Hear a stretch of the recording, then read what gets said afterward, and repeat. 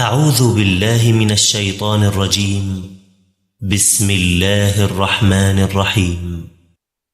سبح اسم ربك الأعلى الذي خلق فسوى والذي قدر فهدى والذي أخرج المرعى فجعله غثاء أحوى سنقرئك فلا تنسى إلا ما شاء الله إنه يعلم الجهر وما يخفى ونيسرك لليسرى فذكر إن نفعت الذكرى سيذكر من يخشى ويتجنبها الأشقى الذي يصلى النار الكبرى